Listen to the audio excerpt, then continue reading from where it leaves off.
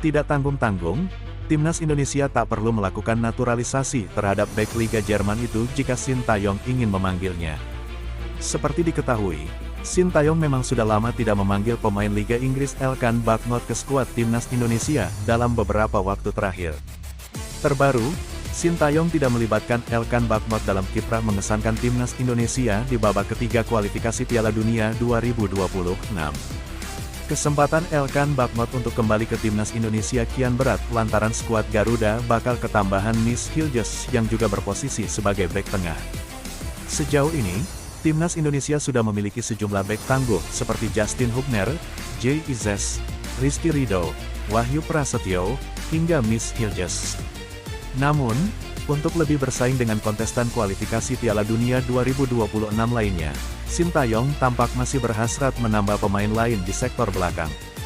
Maka dari itu, sosok pemain muda Bayer Leverkusen yakni Reno Mons dirasa cocok mengambil alih peran Elkan Bagot di lini belakang timnas Indonesia. Reno Mons sebetulnya sama sekali tidak punya darah Indonesia dari kedua orang tuanya bahkan dari kakek hingga neneknya seperti pemain keturunan lainnya. Bukan karena diberikan keistimewaan, situasi ini terjadi karena Reno Mons lahir di Jakarta yang masih menjadi wilayah kewenangan Indonesia dan PSSI.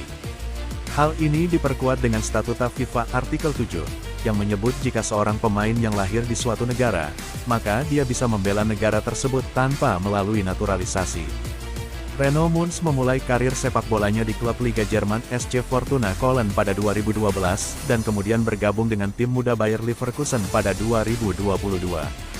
Bersama Bayer Leverkusen U19, Reno Mons tampil sebanyak 33 kali. Dirinya bahkan sempat 2 kali dibawa oleh tim senior meski belum diberi kesempatan debut.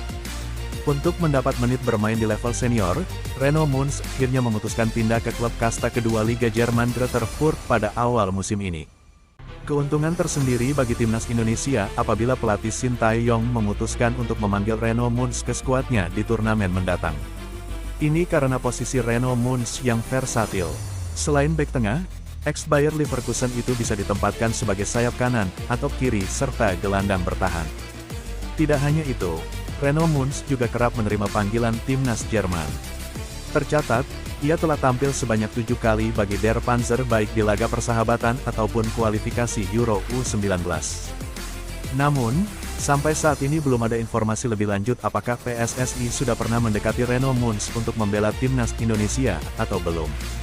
Jika benar-benar dipanggil timnas Indonesia, maka kedalaman skuad STY semakin baik karena saat ini sudah ada Jay Izes, Justin Hubner, Rizky Ridho, serta Nis Hiljes. Akan tetapi, kemungkinan Reno Mons membela skuad Garuda tampaknya kecil karena meskipun lahir di Jakarta, tapi dia sama sekali tidak punya darah Indonesia.